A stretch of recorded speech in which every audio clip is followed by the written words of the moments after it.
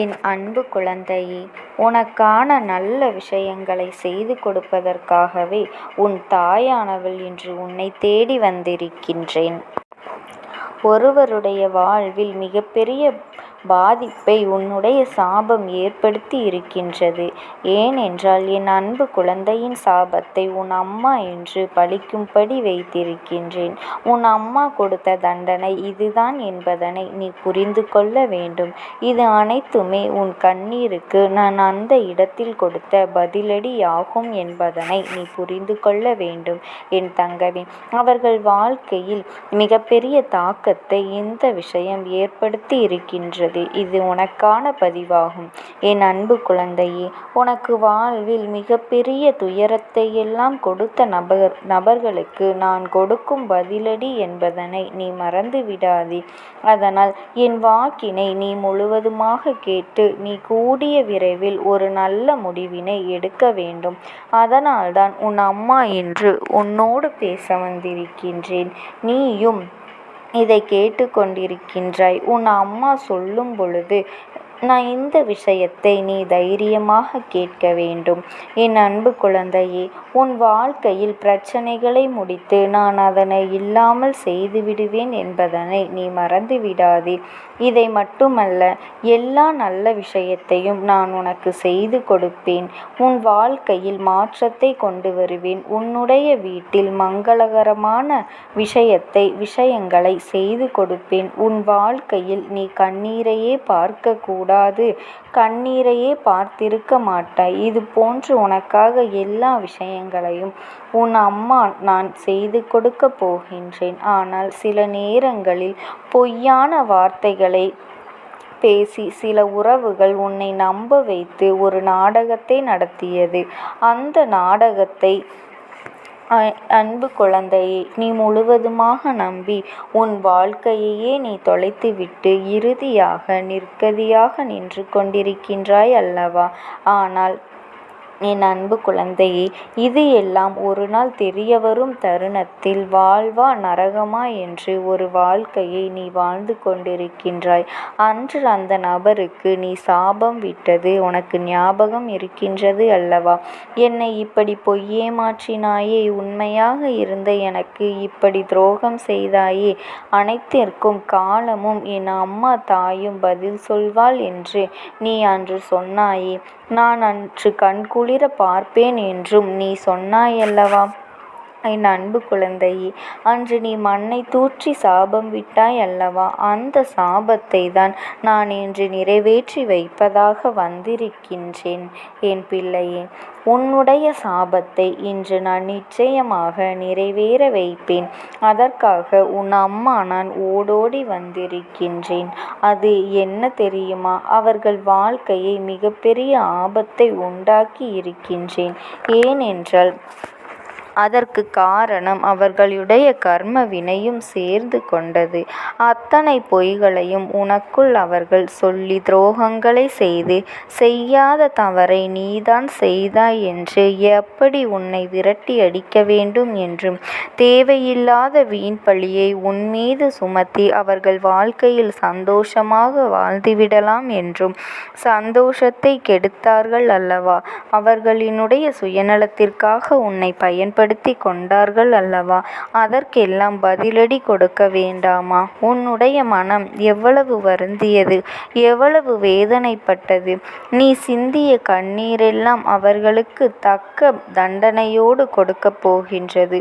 உன்னுடைய இதயம் அன்பானது, உண்மையை மட்டுமே பேசக்கூடிய மனம் என்பதனால் இன்று இவ்வளவு கஷ்டங்களையும் கவலைகளையும் வாழ்க்கையில் நீ சுமந்து கொண்டு வருகின்றாய். ஆனால் அவர்கள் வாழ்க்கையில் சுயநலத்திற்காக உன்னோடு பழகி சுயநலத்திற்காக அனைத்து விஷயத்தையும் உன்னிடமிருந்து எடுத்துக்கொண்டு சந்தோஷமாக வாழ்ந்துவிடலாம் என்று நினைத்தால் கண்டிப்பாக நடக்குமா? மனிதர்களின் வாழ்வில் நல்லவர்களின் துணை எப்பொழுது வேண்டும் என்பதனை நீ மறந்துவிடாதே. ஆனால் என் பிள்ளையே, யாராவது ஏமாற்ற நினைத்தாலும் எவராவது துரோகம் செய்ய நினைத்தாலும் கண்டிப்பாக கர்ம வினை ஒரு பக்கம் தண்டிக்காமல் விட்டாலும் உன் அம்மா ஒரு பக்கம் இருந்து அவர்களை கண்டிப்பாக தண்டித்தே தீருவேன். அவர்கள் வாழ்க்கையில் தண்டனையை நான் கொடுப்பேன் என்பதனை நீ மறந்துவிடாதே.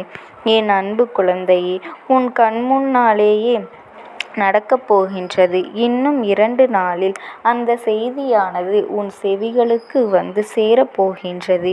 ஏனென்றால் உன் உறவை நீ உண்மையாக நேசித்தாய் அல்லவா? ஏமாற்றிய உறவிற்கு மிகப்பெரிய தண்டனையை உன் அம்மா நான் கொடுக்கப் போகின்றேன். அது என்ன தெரியுமா? அதனை கேட்டால் நீயே அதிர்ந்து விடுவாய்.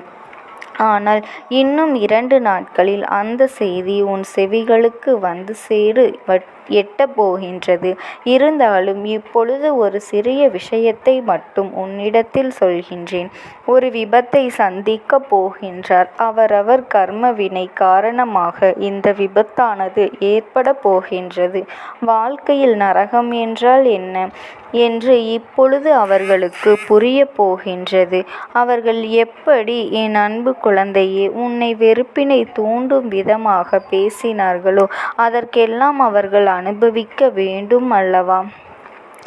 ஒவ்வொரு தருணத்திலும் என்னுடைய அன்பு குழந்தையின் கண்ணீரையும் கவலையையும் துன்பத்தையும் துயரத்தையும் அதிகரித்துவிட்டு நாம் சந்தோஷமாக வாழ்ந்துவிடலாம் என்று நினைத்தால் வாழ்ந்துவிட முடியுமா? இல்லை, வாழத்தான் உன் அம்மா நான் விட்டு விடுவேனா?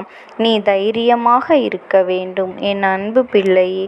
உண்மையானது ஜெயிக்க சிறிது காலம்தான் எடுத்துக்கொள்ளும். ஆசையும் உண்மையும் இருக்கும் பட்சத்தில் உண்மைதான் எப்பொழுதுமே ஜெயிக்கும். உன்னுடைய அன்பானது புரிந்து கொள்வதற்கு அதை பெறுவதற்கும் அவர்களுக்கு தகுதியே கிடையாது. ஆனால் இப்பொழுது நீ சரியான முடிவினை எடுக்க வேண்டும். ஏனென்றால் சில ஜென்மங்கள் வாழ்க்கையில் திருந்தாது. என் குழந்தைக்கு நல்ல எதிர்காலம் இருக்கின்றது. அவர்கள் இனிமேல் உனக்கு வேண்டாம். உன் சாபத்தை பெற்றவர்கள் வாழ்க்கையில் முன்னேற முடியாது. அவர்கள் இனிமேல் சந்தோஷமாக உன்னை வாழ வைப்பார்கள் என்று நினைத்து உன் சாபத்தை பெற்றவர்கள் நிச்சயமாக வாழ்க்கையில் முன்னேற முடியாது. அவர்கள் எண்ணம் போலதான் அவர்களின் வாழ்க்கையும் அனைத்து மாற்றங்களையும் நடக்கப் போகின்றது.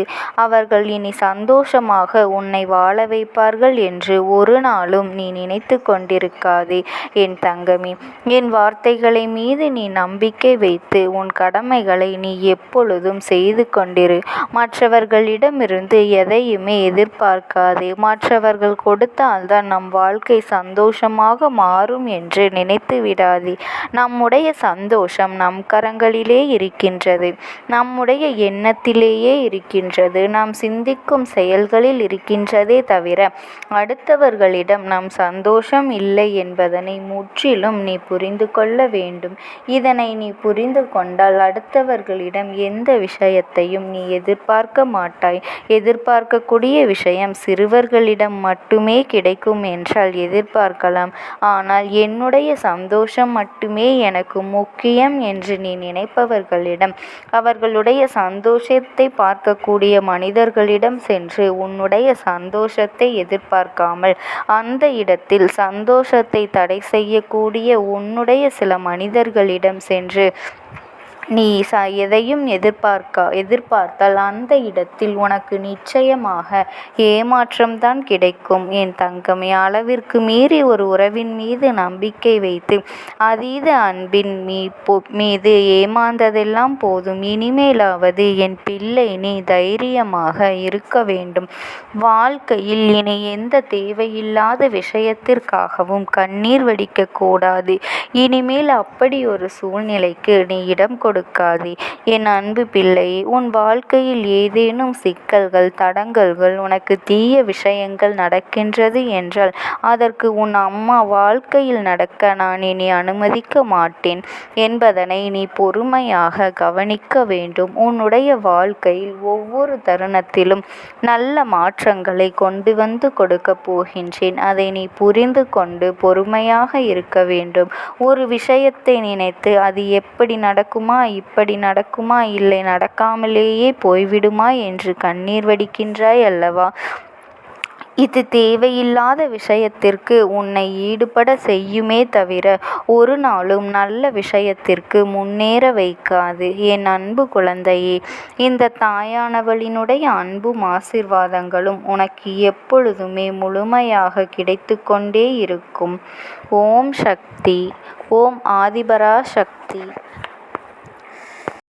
சமீபத்தில் உன்னை விட்டு பிரிந்து சென்ற ஒருவரினுடைய ஆத்மாவானது உன்னோடு பேசுவதற்கு ஆசைப்படுகின்றது.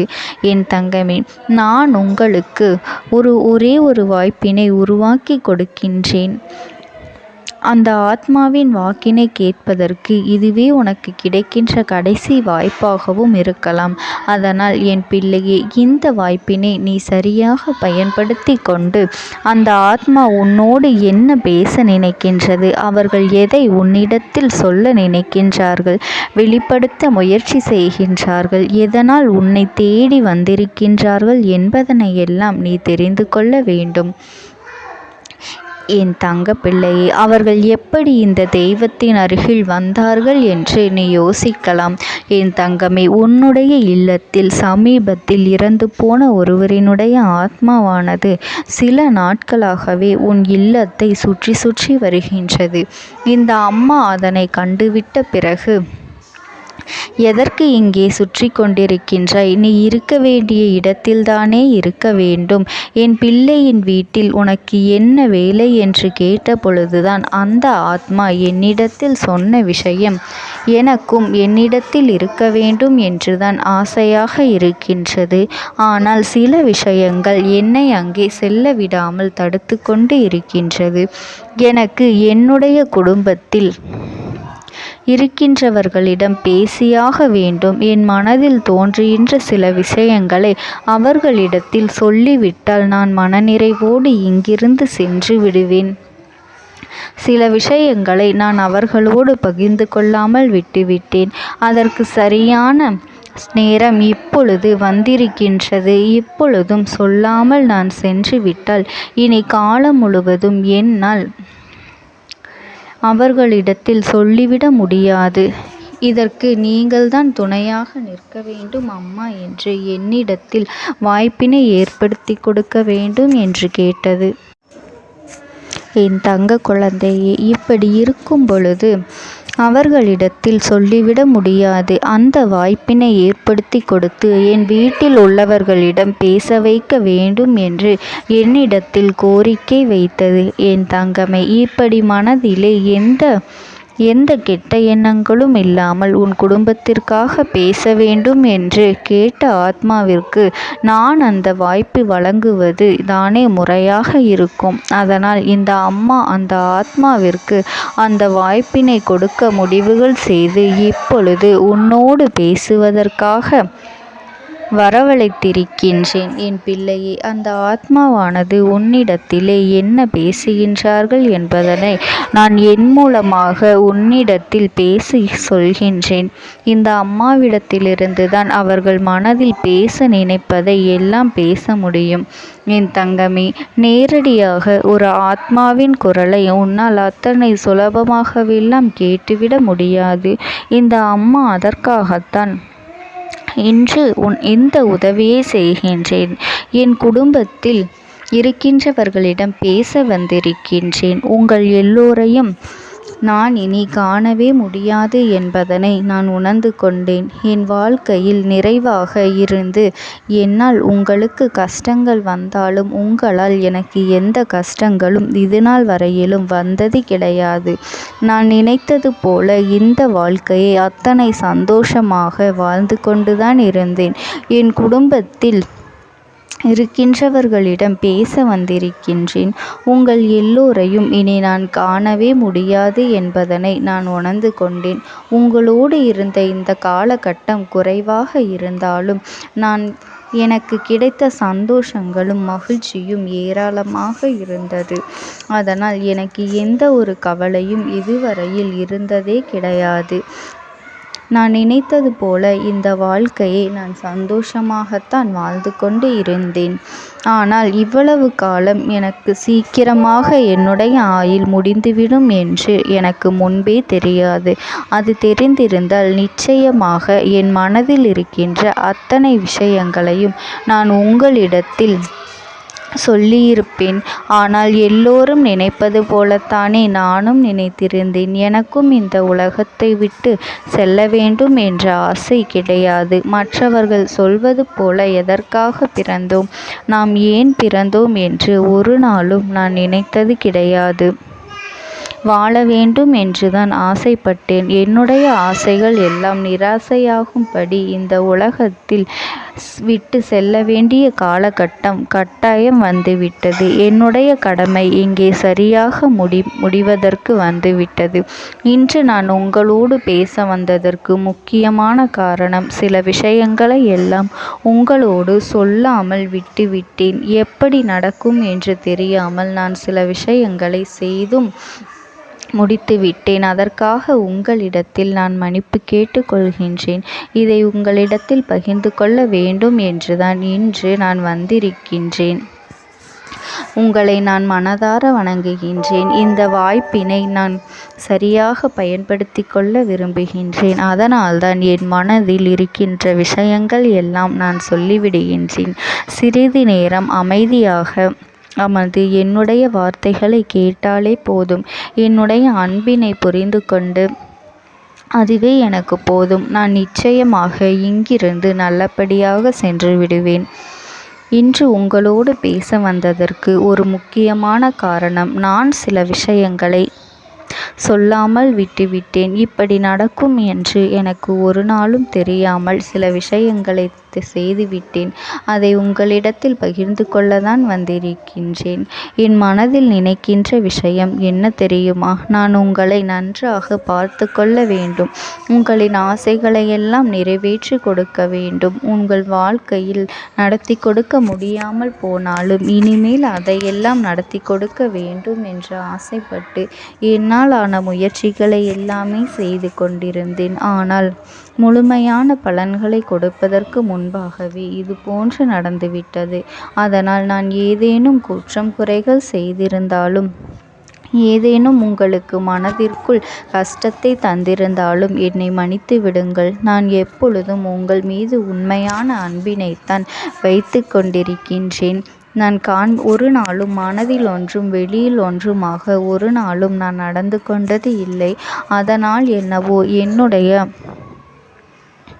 என்னுடைய குணங்கள் சிலருக்கு இங்கே பிடிப்பதே இல்லை. எதுவாக இருந்தாலும் என்னோடு இருக்கின்ற என் குடும்பத்திற்கு தெரியும் அல்லவா நான் யார், என்னுடைய அன்பு எப்படிப்பட்டது என்று.